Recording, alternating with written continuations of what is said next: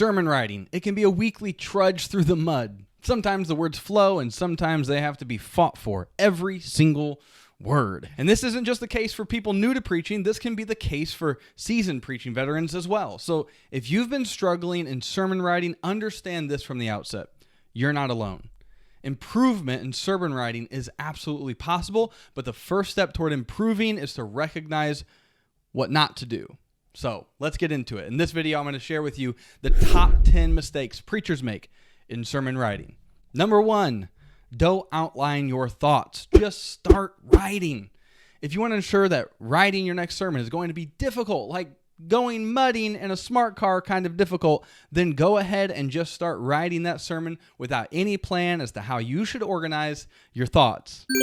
Number 2, include at minimum 3,784 individual Bible verses.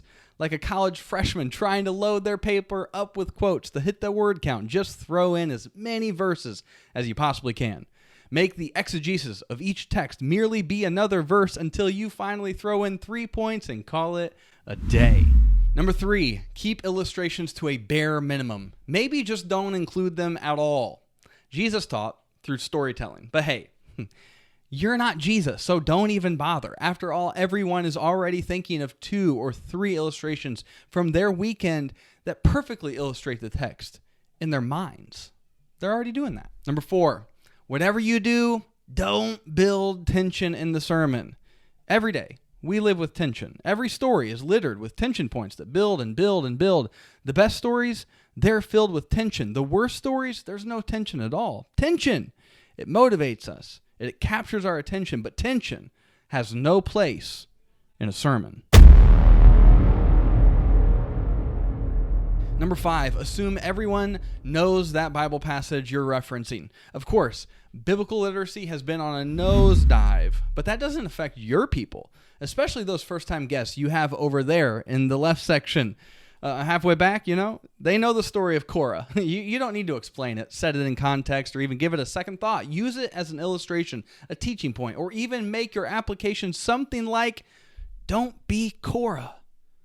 Now, before we get to the next sermon writing mistake, I want to let you know about my free 10-step guide to writing a sticky sermon. If you want to write sermons that stick, that are memorable, that cut to the heart of your hearers every single week, then be sure to download this free guide. It's the 10-step guide to writing a sticky sermon, because in this I break it down from the beginning all the way to your manuscript being formed. Break it all down on how to do it and how to do it well. Be sure to go to preachandlead.com/guide and grab that there.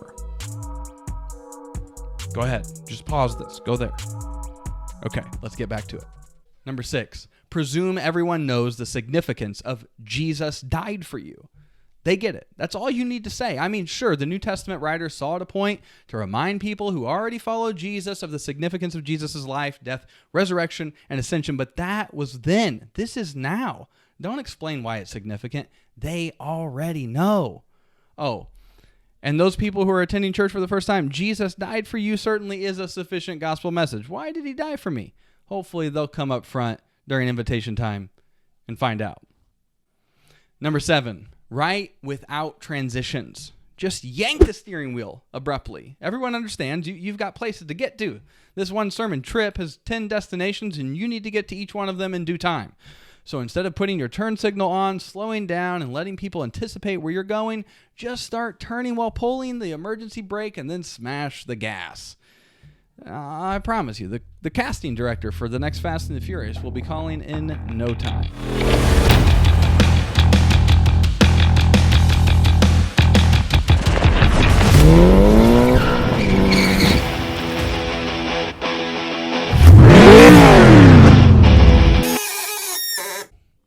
Number 8, avoid humor at all costs. That funny story, don't include it.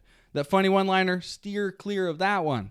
After all, humor is so unholy, and no one really likes it anyway. It's definitely not something to work at if you want people to listen to you. Number 9, write your sermon like you would write a paper. After all, everyone will read your sermon. Number 10, write a lot of words without boiling it down to one sticky bottom line.